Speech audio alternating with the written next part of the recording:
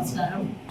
నిన్న నేను Krishna college foundation వేస్తున్న కార్యక్రమంలో నేను అక్కడ అరేంజ్ చేసినటువంటి వేదిక మీద మాట్లాడుతూ 400 కోట్ల రూపాయలు ఒక కాలేజ్ కోసం ఒక కంపెనీ నుంచి నేను మంజూరీ చేసి నన్ను అడిగితే వరంగల్ చరిత్రలో మీరు చూస్తే ఎక్కడా కూడా ఇప్పటి వరకు అన్ని కోట్ల రూపాయలతోటి సిఎస్ఆర్ ఫండ్స్ తెచ్చి ఒక గవర్నమెంట్ బిల్డింగ్, స్కూల్ బిల్డింగ్ పిల్లల కోసము కట్టించినటువంటి సందర్భం లేదు.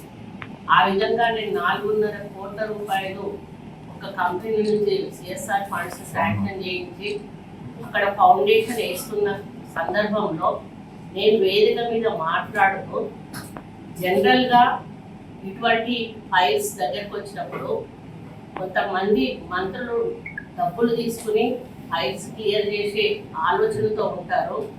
కానీ నేను ఆ విధంగా కాకుండా నాకు డెవలప్మెంట్ కావాలి అని చెప్పి కోరడం జరిగింది అని చెప్పాను. నేను చెప్పింది జస్ట్ మంత్రులు అని చెప్పాను. అది కాంగ్రెస్ మంత్రులా టీఆర్ఎస్ మంత్రులా అని కూడా చెప్పలేదు.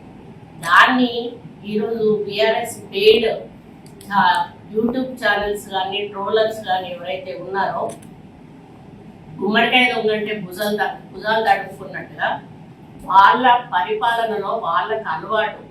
ఆ విధంగా వాళ్ళు కాళేశ్వరంలో పర్సంటేజీలు తీసుకున్నారు, మేడిగడ్డలో పర్సంటేజీలు తీసుకున్నారు, మిషన్ భగీరథలో పర్సంటేజీలు తీసుకున్నారు. ప్రతి దాంట్లో కూడా పర్సంటేజీలు తీసుకొని నాణ్యతా లోపంతో ఈరోజు కోట్లాది రూపాయల డబ్బులు, ప్రజల డబ్బులు దుర్వినియోగం చేసి వాళ్ళు కోట్లకు పడగలెత్తి ఈరోజు మంత్రులతో సహా కోట్ల రూపాయలు దండుకొని కోటీశ్వర్లు అయ్యి ప్రాపర్టీస్ సంపాదించుకొని మీరు ఒక్కొక్క మంత్రి హిస్టరీ మీకు ధైర్యం ఉంటే మీకు మీరు సెల్ఫ్ ఎంక్వైరీ చేయించుకోండి. ఈరోజు నేను అడుగుతా ఉన్నాను మంత్రులను, బీఆర్ఎస్ మంత్రులను, మీరందరూ కూడా సెల్ఫ్ ఎంక్వైరీ చేసుకోండి.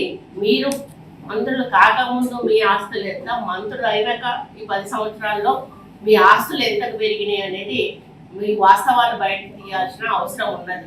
ఈరోజు కాంగ్రెస్ ప్రభుత్వం వచ్చినాక ఎక్కడ కూడా చిన్న అవినీతి జరగకుండా ఈరోజు మా పేషీలో పిఏలను మేము అపాయింట్ చేసుకున్నా కూడా మా ముఖ్యమంత్రి గారు ఇంటెలిజెన్స్ రిపోర్ట్ తెప్పించుకున్న తర్వాతనే మాకు పర్మిషన్ ఇవ్వడం జరుగుతూ ఉంది. ఆ విధంగా మాకు అవినీతి అనేది జరగకుండా ప్రజల సంక్షేమమే ధ్యేయంగా, ప్రజల అభివృద్ధి ధ్యేయంగా ఈరోజు కాంగ్రెస్ పార్టీ ముందుకు పోతున్న విషయాన్ని జీర్ణించుకోలేక ఏ విధంగా వాళ్ళు ఇట్లా ఏదైతే పదవిని కోల్పోయారో ఆ రోజు నుంచి ఒక ఫ్రస్ట్రేషన్లో ఉండి ఏ చిన్న విషయాన్ని కూడా దాన్ని గోరంతలు కొండంతలుగా చేసి మళ్ళీ పూర్తి వీడియోలు కూడా ప్రసారం చేయకుండా అక్కడ ముక్క ఇక్కడో ముక్క తీసి అక్కబెట్టి మార్పింగ్ చేసి దాన్ని వేరే ఆలోచన అంటే వేరే మీనింగ్ వచ్చే విధంగా ప్రజల్లోకి పంపిస్తూ తప్పుడు ప్రచారం చేస్తున్నటువంటి ఈ బీఆర్ఎస్ పేడ్ బ్యాచ్ని దయచేసి వాళ్ళను నువ్వు కానీ ఇటువంటివి చేయడం మాన్పించకపోతే భవిష్యత్తులో చాలా ఇబ్బంది పడేటువంటి అవకాశం ఉంటుంది. ఎందుకంటే ఈరోజు మేము కోట్లాది రూపాయలు ప్రజలకు ఖర్చు పెట్టి ఒక్క రూపాయి కూడా డబ్బులు వాళ్ళ నుంచి ఆశించకుండా ఈరోజు మీరు చూస్తూ ఉన్నారు. ఈ 6 గ్యారంటీల విషయంలో కానీ, ఫ్రీ బస్సు విషయంలో కానీ, ఉచిత కరెంటు విషయంలో కానీ, మరి ఆరోగ్యశ్రీ విషయంలో కానీ, అదేవిధంగా మరి ఇంకా ఫీజు రియంబర్స్మెంట్ విషయంలో కానీ ఈ విధంగా ఈ ప్రభుత్వం వచ్చినాక తీసుకున్న ఇప్పుడు రైతు రుణమాఫీ కానీ, రైతు బంధు కానీ ఇటువంటివి మీరు ఒకసారి పరిశీలించినప్పుడు ఎక్కడా కూడా మేము కాంగ్రెస్ పార్టీ వాళ్ళను మాట్లాడలేదు, ఎక్కడ కూడా పార్షాలిటీ చూపించలేదు.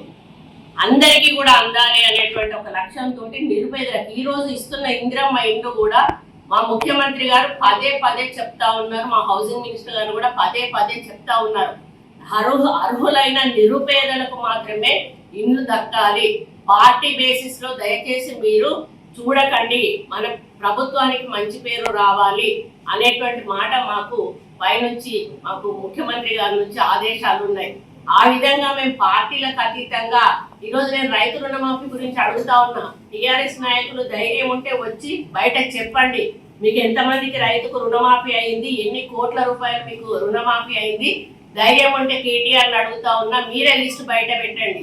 అదేవిధంగా రైతు బంధు ఎంతమందికి పడ్డది మీరే లిస్ట్ బయట పెట్టండి.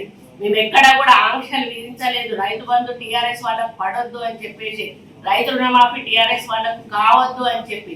కాబట్టి మేము చేస్తున్న పరిపాలన ప్రజలకు అందరికీ కూడా అందుతున్న సమయంలో ప్రజల్లో ఈరోజు మేము సన్నబియ్యం అనేది కూడా ఇచ్చినప్పుడు వాళ్ళ మొహంలో ఆనందం చూసాం.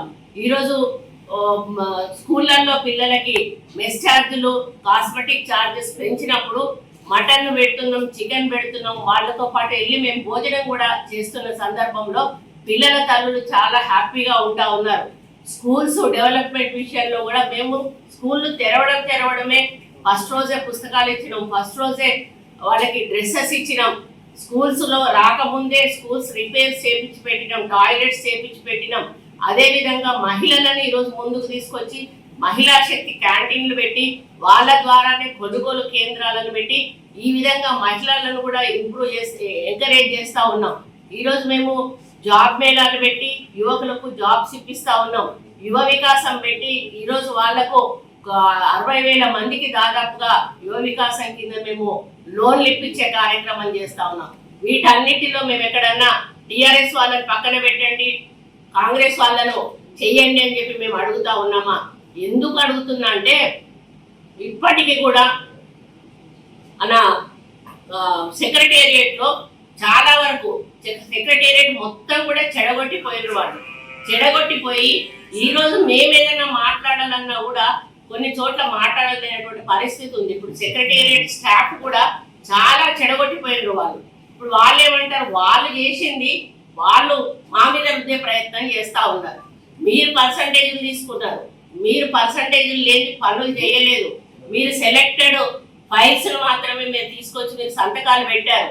ఈ రోజు నేను ఒక్కటే అడుగుతా ఉన్నా, మీరున్నప్పుడు ఏసీబీ కేసులో ఫైల్స్ ఏమన్నా ఒకటన్నా క్లియర్ చేశారా? చాలా వందల ఫైల్స్ పెండింగ్ ఉన్నాయి.